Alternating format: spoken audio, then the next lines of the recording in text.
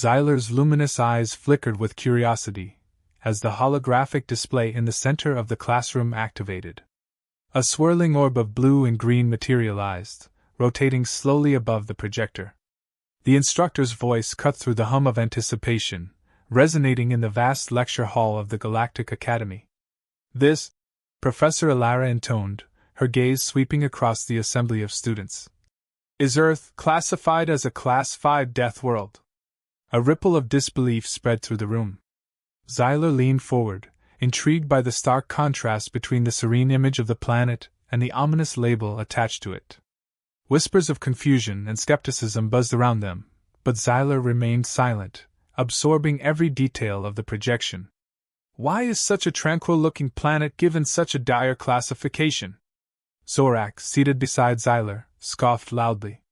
His silver-tipped tentacles curled in disdain, reflecting his arrogance. "Surely, there's been a mistake."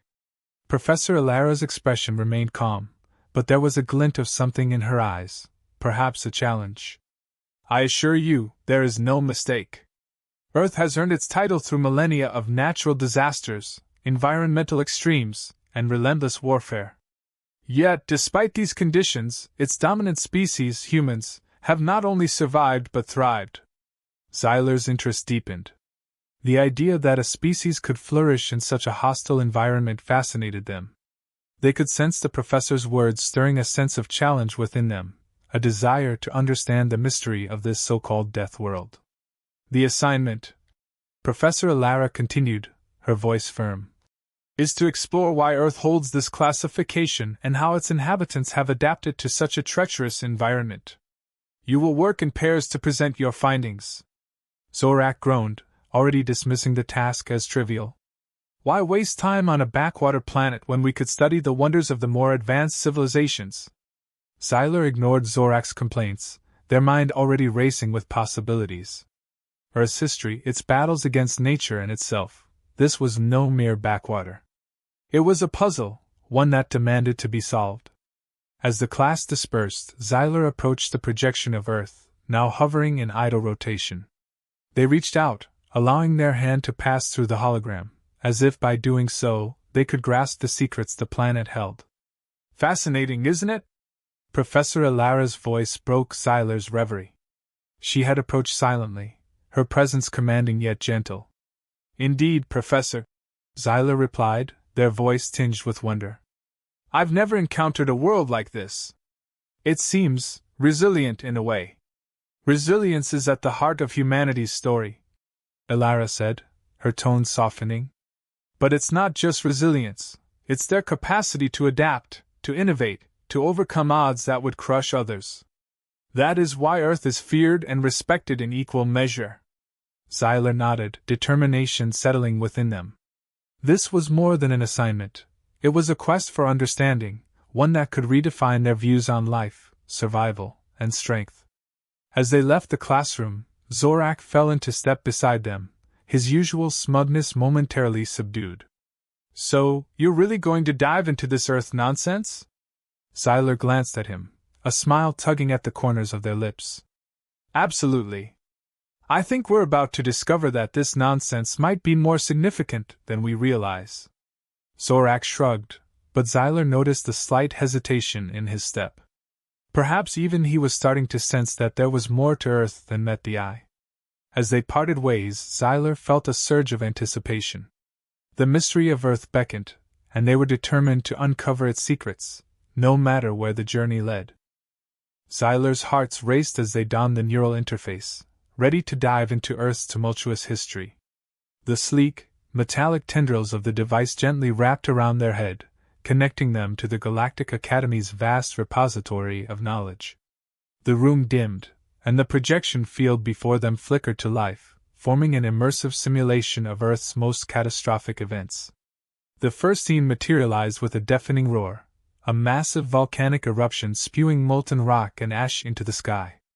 Xyler gasped, feeling the heat radiate from the holographic display as if they were standing at the edge of the inferno. The ground trembled beneath their feet, a testament to the raw, untamed power of the planet. "This is Vesuvius," the interface narrated, its voice smooth and informative. One of many volcanic events that tested the resilience of Earth's inhabitants. Xyler watched in awe as the scene shifted to a nearby village. The villagers, humans, scrambled to escape the impending doom, their faces etched with terror.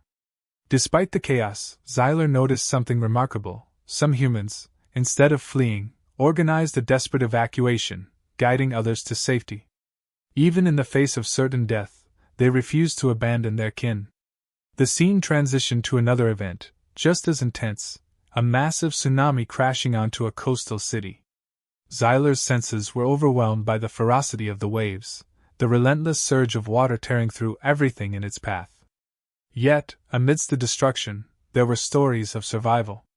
Humans clung to debris, formed human chains to rescue the stranded, and rebuilt their lives from the ruins. Why didn't they just leave? Xyler muttered to themselves, bewildered by the humans' refusal to give up, even when faced with the planet's wrath. Because leaving was never an option. A voice answered, startling Xyler.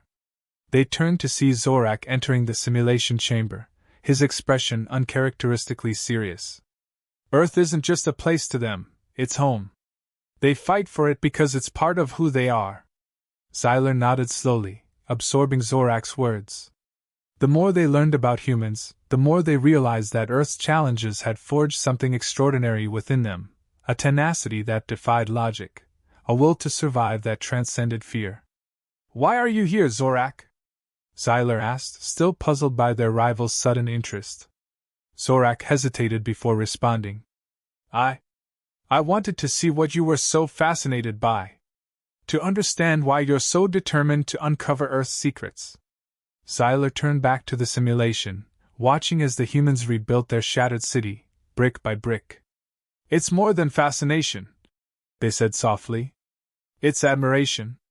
They endure the unimaginable and come out stronger. I think there's something we can learn from them, something valuable. The simulation shifted again, this time to a war-torn battlefield. The air was thick with smoke and the cries of the wounded. Humans, armed with primitive weapons, fought against an overwhelming enemy force. Xyler braced themselves, expecting to witness a massacre. Instead, they saw something extraordinary, a tactical maneuver that turned the tide of the battle. A small group of humans had outsmarted their adversaries, using their knowledge of the terrain and sheer determination to achieve victory. Zorak watched in silence, his skepticism gradually giving way to a grudging respect. They're not just surviving, they're evolving, adapting. Maybe there's more to this death world than I thought. Xyler smiled, feeling a sense of validation. Exactly. Earth isn't just a place of danger, it's a crucible. And the humans, they're the finest steel, forged by fire. As the simulation faded, leaving them in the quiet chamber, the tension between Xyler and Zorak dissipated. They weren't rivals anymore. They were allies, united by a newfound respect for a species that refused to surrender to fate. Let's continue this journey together, Zorak suggested, his tone more collaborative than competitive. There's still so much we don't know. Xyler agreed, their determination renewed. The mystery of Earth was far from solved, and they were just beginning to understand the depths of human resilience. Whatever challenges lay ahead, they would face them together, driven by the knowledge that Earth's secrets were worth uncovering. Xyler's breath hitched as the simulation chamber hummed to life once more. The neural interface tightened its grip on their consciousness, pulling them into Earth's past with an intensity they hadn't experienced before. Beside them, Zorak's gaze was fixed on the swirling vortex of data, his usual air of arrogance replaced by a solemn determination. This time, the simulation didn't begin with a natural disaster or a battlefield. Instead, it opened on a dense jungle, alive with the sounds of unseen creatures. Xyler could feel the humidity clinging to their skin, the oppressive heat wrapping around them like a suffocating blanket. The trees loomed above, their canopies blotting out the sky, while the ground was a tangle of roots and undergrowth. This is Earth's Amazon rainforest, the interface explained, its voice a calm contrast to the chaotic environment. One of the most biodiverse and challenging ecosystems on the planet. Xyler and Zorak watched as a small group of humans, clad in rudimentary gear, navigated the treacherous terrain. Their movements were careful, every step calculated to avoid the hidden dangers lurking in the shadows. Poisonous creatures, venomous plants, and the constant threat of disease were ever present, yet the humans pressed on with a resolve that Xyler found awe-inspiring. "These people," Zorak murmured, his voice laced with newfound respect. "They live in constant danger. How do they not succumb to fear?" "They've learned to coexist with it," Xyler replied, watching as the humans set up a makeshift camp. "Fear is a tool for them, something to sharpen their instincts rather than paralyze them. It's part of what makes them so resilient." As the humans prepared for the night, the simulation shifted to the cold expanse of the Arctic. The sudden change in temperature was jarring, the biting cold seeping into Xyler's bones despite the artificial nature of the environment. Here, humans bundled in thick furs braved the elements, their breath visible in the frigid air as they hunted for food and built shelters from the snow. "They've adapted to every corner of their world," Zorak observed, his eyes wide with disbelief. "From the deepest jungles to the harshest tundras, they've found ways to survive. And not just survive," Xyler added, their voice filled with admiration. "They've thrived. They've learned to turn their challenges into strengths, to use their environment to their advantage." The simulation shifted again, this time to a sprawling desert, its sands glowing under the relentless sun. The air shimmered with heat, and Xyler could almost taste the dryness on their tongue. Here, humans moved in caravans, their lives intertwined with the rhythm of the desert. They had mastered the art of endurance, finding water where none seemed to exist, building homes that withstood the wrath of sandstorms. "Everywhere we look," Zorak said, his tone filled with wonder, "we see a species that refuses to be broken. They face insurmountable odds and still find a way to endure." Xyler nodded, their gaze fixed on the humans as they continued their journey across the unforgiving landscape. "It's not just endurance, though. It's their ability to adapt, to innovate. They've taken what others would see as a disadvantage and turned it into a strength." As the simulation began to fade, the final scene came into focus: space. The Earth hung in the void, a blue gem against the darkness. But it wasn't alone. Around it, Xyler saw the beginnings of something incredible: space stations, satellites, and massive starships under construction. "These humans," the interface narrated, "are no longer bound by their planet. They've begun to expand beyond it, turning the once impossible dream of space travel into a reality. They're forging a new path, one that will take them to the stars." The chamber fell silent as the simulation ended, leaving Xyler and Zorak in the dimly lit room, their minds reeling from what they had just witnessed. Xyler felt a deep sense of awe, not just for the humans but for the sheer scope of their achievements. They had faced everything Earth could throw at them and had come out stronger, more determined, and ready to explore the universe. "They're unstoppable," Zorak finally said, breaking the silence. "If they can survive on a death world like Earth, then what's to stop them from conquering the galaxy?" Xyler turned to him, their eyes gleaming with a mixture of excitement and respect. "Exactly. They've been tested by fire, ice, and everything in between, and they've proven themselves time and time again. The galaxy isn't just a frontier for them, it's their next challenge, and I have no doubt they'll rise to meet it." As they left the chamber, the weight of what they had learned settled over them like a mantle. They had begun this journey with curiosity, but now it was something more, a deep-seated admiration for the indomitable spirit of humanity. Whatever came next, they knew one thing for certain: the humans of Earth were a force to be reckoned with, and their story was far from over. Xyler and Zorak stood at the edge of the observation deck, gazing out at the vast expanse of stars. The Galactic Academy's towering spires framed the night sky, but it was the sight of Earth, distant yet vivid, that held their attention. The simulation had ended hours ago, but its impact lingered, reshaping their understanding of the universe and their place within it. "This planet," Zorak began, breaking the silence, "it defies everything we thought we knew about life. To thrive in conditions so hostile, to turn adversity into strength. It's beyond anything we've encountered." Xyler nodded, their eyes still fixed on the blue dot that was Earth. "It's not just the planet, though. It's the people. Their tenacity, their will to survive, It's ingrained in them, like a second nature.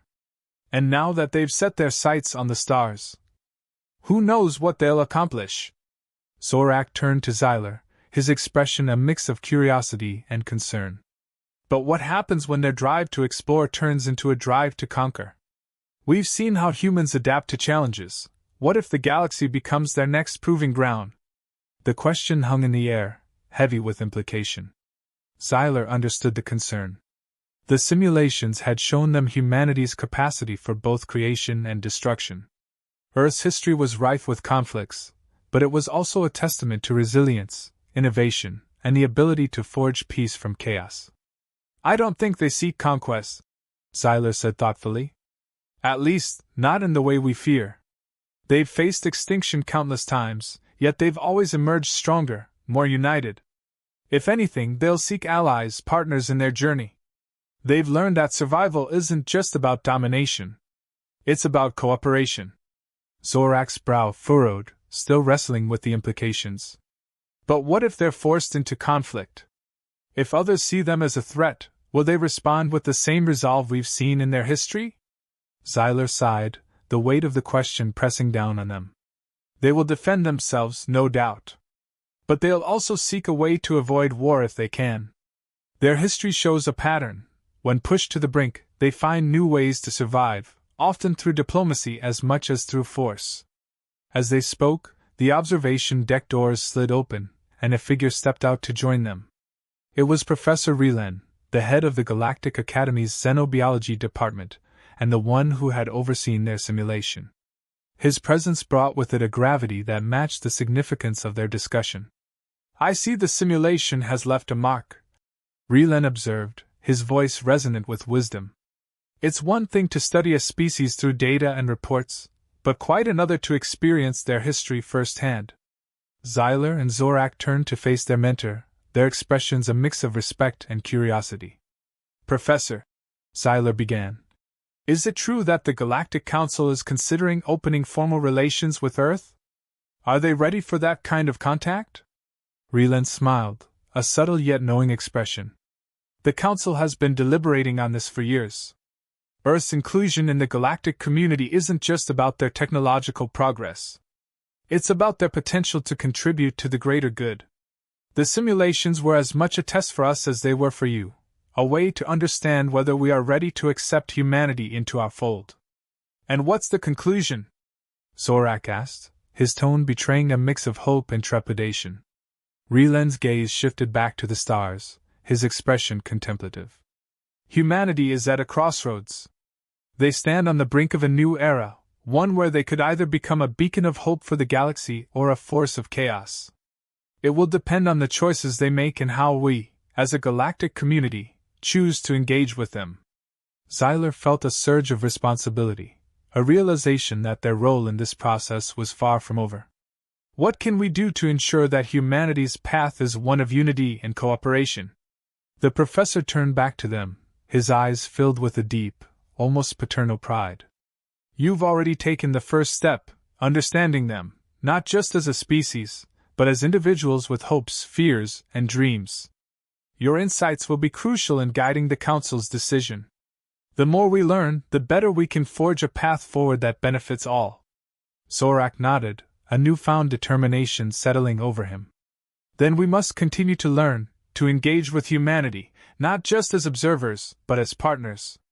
If they are to join us among the stars, it must be with the knowledge that they are not alone. Relan placed a hand on each of their shoulders, his grip firm and reassuring. And that, my students, is the essence of the Galactic Academy's mission, to foster understanding, to build bridges between worlds, and to ensure that the future we build together is one of peace.